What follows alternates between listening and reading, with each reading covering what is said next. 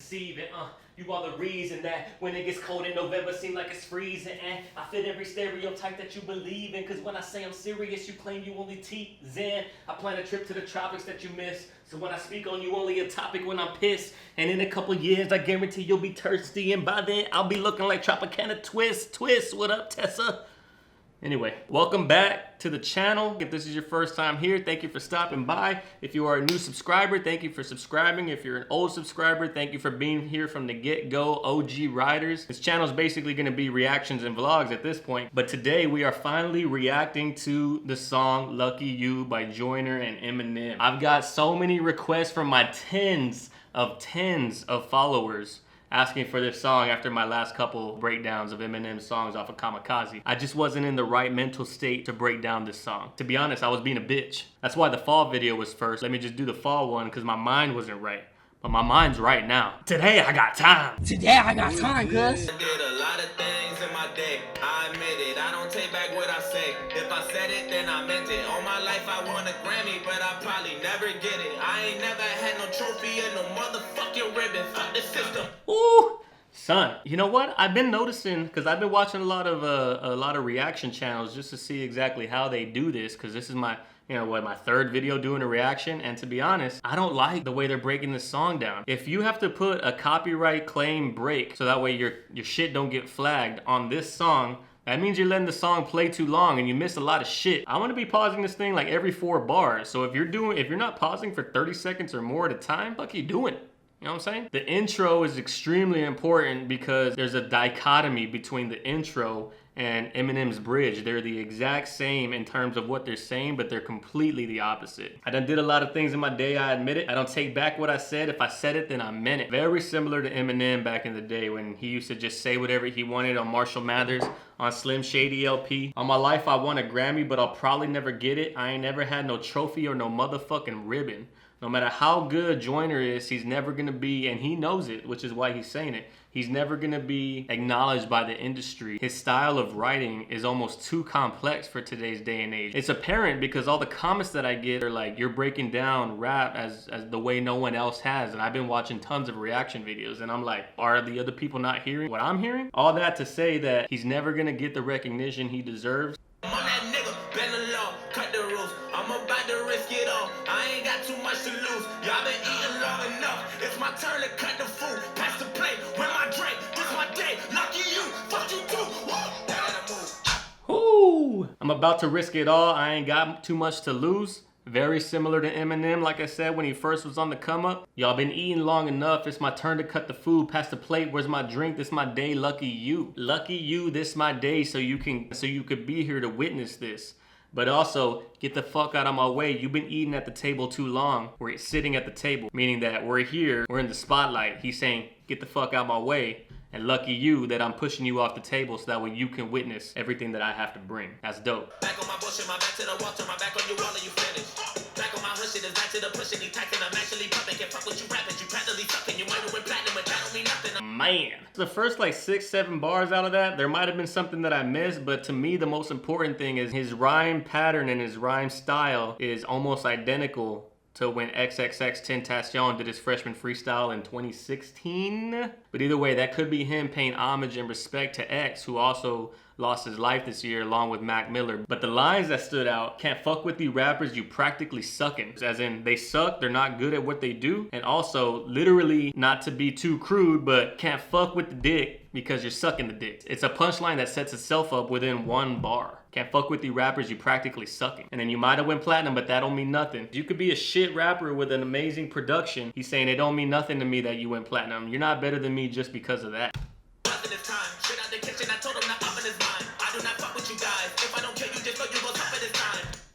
Straight out the kitchen is a very common theme again in rap because crack is a very common thing in rap, especially with rappers who grew up in the 80s and early 90s. Very common drug that was being dealt at that time, and a lot of drug dealers turned rappers. So he's comparing what he's cooking up in terms of his rhymes. Kanye actually has a whole song called Crack Music where he talks about his music being like crack. I told him the oven is mine is important as well. He's saying he's bringing the heat. That oven don't belong to nobody but me. I ain't no gangster, but I got some bangers, some chains, and some blazing, a couple of nines. Choppers and jimmies, a partridge, a pitching, my 20s and Christmas was nothing but lies. Woo! Why don't you holler at the This line is probably one of my favorite on the song. He's comparing the whole 12 Days of Christmas, which is a very innocent song by every sense of the imagination, and replacing the things in that 12 Days of Christmas tree with horrifying things. Got some chains and some blades and a couple of knives, some choppers, some jammies, a partridge, a pear tree. He ends it with what is said at the end of every part of that song. My 12 Days of Christmas were nothing but lies. God, that is so fucking dope. That's such a visual line, a visual reference. He's saying that your 12 Days of Christmas are nothing like mine. You had drummers, you had swans, you had partridges and pear trees.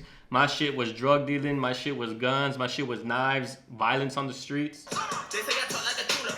I live in Mars, I'm not Bruno.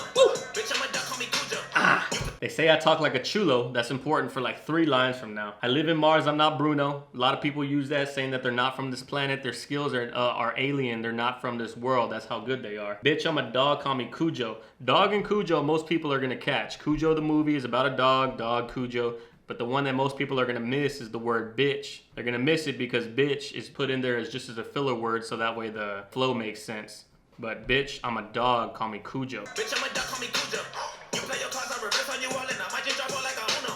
They woke up my home, they call it Obuto, and all of you Alright. You play your cards, I reverse on you all, and I might just drop 4 on you like Uno. God, that pick up 4 card, that plus 4, I'll throw hands if you throw that card on me. I'm not gonna lie. You playing your cards, you think you got me figured out. Then he's got a reverse card in his hand, brings it back to him, and then throws the drop 4 down on him. And all of that is a metaphor for his skill and what he's bringing to the table and what he's got up his sleeve. And then cállate boca mijor, maricón, little puto, and all of you culo. I don't speak Spanish that well. I could read it like a motherfucker as you just saw, but that basically translates to better shut your mouth, faggot, you little whore, and all of you are coward. And that goes back to where they say that I talk like a chulo, and I think he says chulo instead of cholo, so that way he could set that line up.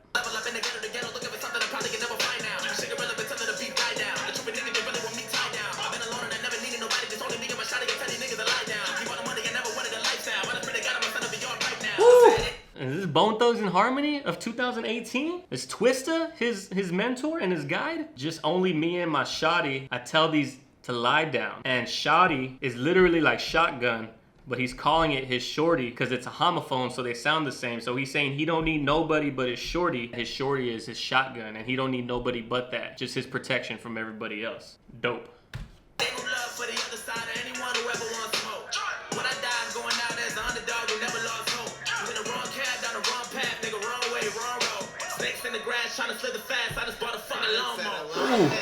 When I die, I'm going out as the underdog who never lost hope. Once again, he knows that he's not going to make it to the top because his style is too complex. Snakes in the grass trying to slither fast. I just bought a fucking lawnmower. There's been multiple rappers who have used that line. Jay-Z in his Nas track on Blueprint 2.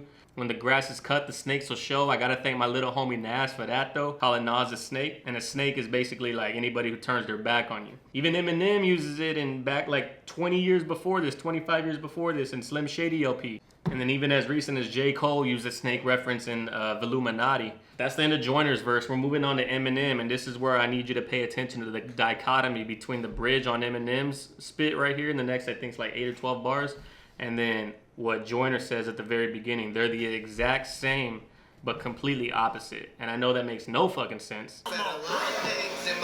I admit it, this is payback in a way. I regret it that I did it. I don't want a couple Grammys, but I sold my soul to get them. Wasn't in it for the trophies, just the fucking recognition. Fuck's a difference. So Joyner says that he done did a lot of things in his days and he's admitted. Eminem says that he's done said a lot of things and he's admitted. Everybody knows Eminem's lyrics were highly controversial all the way from pretty much his entire career, now that I think about it, until after Relapse, where he decided to become this different person. He's saying that this is payback in a way, and he regrets that he did it. Whereas Joyner was saying he doesn't regret nothing. If he says it, then he meant it.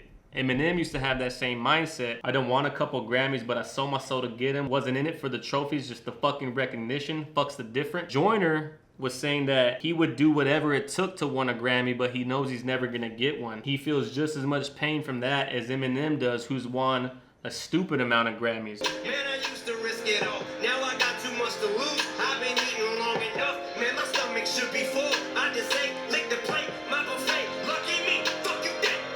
Man, I used to risk it all. Now I got too much to lose. Whereas Joyner was saying that he doesn't have anything to lose, he's gonna risk it all. M didn't have anything to lose. He went to LA for the Rap Olympics, left everything behind in Detroit. I've been eating long enough, man, my stomach should be full. I just ate, licked the plate, my buffet, lucky me, fuck you think? I should be full, I've been eating, this is my buffet, cause I'm the GOAT, I'm the greatest of all time. You sit at the table, I am the fucking table, I'm the head of the table. But he's saying, you think I'm gonna get out of my way just so you can come in and have your turn? Fuck you think. Whereas Joyner is saying, you ain't gonna get in my way, I'm pushing you out of the way, not to Eminem, but just people that are at the table. Got a couple of ghostwriters, but to these kids it don't actually matter. Woo. They're asking me what the fuck happened to hip hop. I said I don't have any answers, cause I took it down when I dropped my last album. It hurt me like hell when I'm back on these rappers. Yeah, you got a couple ghost writers, but to these kids, do that actually matter? The answer's fucking no. People don't care who writes the lyrics anymore as long as they're fire. Whereas back when Eminem was coming up, if you didn't write your own lyrics, you were fucking nobody. If somebody found out you were using a ghostwriter, gone out the game. But now, no one even cares that ghostwriters are being used. They just hear these artists. And as long as the artists have a little bit of star power, the beat is popping, man, these kids aren't gonna care, they're gonna jam. Whereas if I found out that you used a ghostwriter, like Eminem, if he used a ghostwriter, all his credibility would be shot. You can't shoot credibility if you have none as a lyricist to begin with. They've been asking me what the fuck happened to hip hop. I don't have any answers because I took a L when I dropped my last album. He can't say what happened to hip hop because he felt like he was part of the problem after the last album. But he's back on these rappers. Slim Shady's back. Now when I'm back on these rappers and actually coming from humble beginnings, I'm somewhat uncomfortable winning. I wish I could say what a wonderful feeling. We're on the upswing like we're punching the ceiling, but nothing is feeling like Coming from humble beginnings, I'm sort of uncomfortable winning. He mentions that so many times and you can actually see it. Can't deal with the fame. And he wishes he could say what a wonderful feeling it is to get this fame and this notoriety, but the fame and the notoriety is what caused him to go on that downward spiral. We're on the upswing like we're punching the ceiling. So we're on the optimism side of his life. Upswing like punching a ceiling. nothing is feeling like anyone has any fucking ability to even stick to a subject is killing me. The inability to pin humility. Why don't we make a bunch of The inability to pin humility. No one's humble anymore. Everyone's just flashy. Everyone's just showing their fucking chains and their Gucci and their designer linens. It's almost like all mainstream rap. There's like maybe 5 or 6 that are not that type of rapper whatsoever. Don't give an ounce of a motherfucker about the ones who are here before you make that. It's recap, way back, and seize that. Recap, on take decks, 8 cats for the G-raps, and came back when he 3 stacks. ASAP, and bring Max the ace back, cause tap, these rappers have brain damage. Hey, there's so much going on in these bars. This is what I'm saying. This video should be at least 15 minutes, 20 minutes long if you're breaking it down the right way, like your boy happens to be. So glad you're here to see this. He was laying low on these type of rappers the past couple of years, but now that everybody was calling him out for his last album being whack, the shit is a circus, you clowns that are coming up. The shit's a circus, it's all discombobulated, and you clowns that are coming up in that circus, all these new rappers don't give a 1 ounce or a motherfuck about the ones that were here before you that made up. I forgot who it was. Was it Uzi? There's a couple of them that actually say that they don't like Tupac, they don't like Biggie, that rap back then was soft or was trash. Like, you don't disrespect the people who made it possible for you to be here. And he says, let's recap way back MCs that wreak havoc on tape decks and ADATs, where's the G-Raps and Kane's at. Most of these people that are listening to this song don't even know what an ADAT is. The way Blu-ray and HD DVD had a competing competition to see what format was gonna win and Blu-ray won, ADAT and cassette tapes were in the competing form and the cassette tape was the one that won. Then he says we need 3 stacks ASAP and bring Master Ace back. 3 stacks is obviously Andre 3000. Who is one of the greatest of all time in terms of lyricism. He doesn't even have a fucking solo album in his name because half of these rappers have brain damage. Just that one line could be alluding to the song Brain Damage, where he's saying that he's had brain damage from the very beginning that allowed him to be sick as he is, as to where these other rappers that are coming up in the game literally have brain damage to the point that they might be considered like mentally handicapped. Crazy.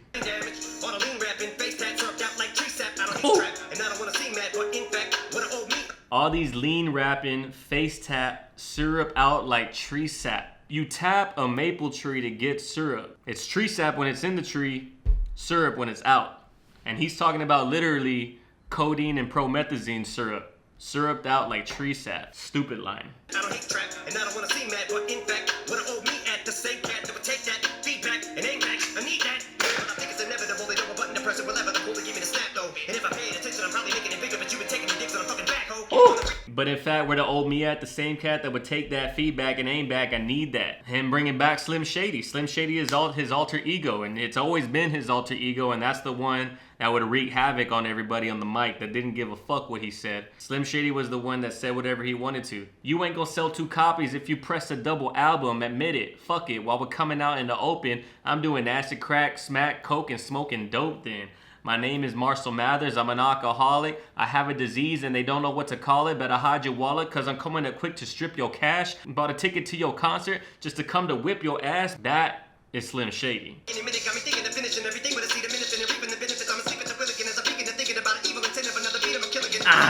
I probably went over fucking everyone's head. Everything with acetaminophen and ripping the benefits. I'm asleep at the wheel again as I peek into thinking about the evil intent of another beat I'ma kill again. Talking about he's going back to the rapper he was when he was all drugged out. He admitted that for a lot of the time during the prime of his career, he never stepped foot into the booth without being high in some sense or fashion. As I peek into thinking about an evil intent, a direct line that takes it all the way back to his first song on Infinite. He says, you heard of hell? Well, I was sent from it. I went to it serving a sentence for murdering instruments.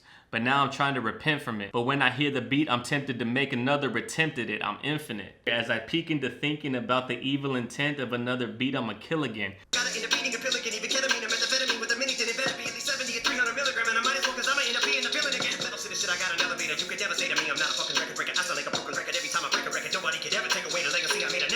Woo! We're asking for this evil Slim Shady back, the person he was before. He might as well get back into that in order to be the person that he was, to kill these bars in the way that he used to. And I might as well, because I'm gonna end up being a villain again. He already villainized himself with one song by using the word faggot on Fall. So he's saying he might as well be that person again if he's gonna end up being the villain. And he says there's levels to this shit, I got an elevator. So he can touch every level.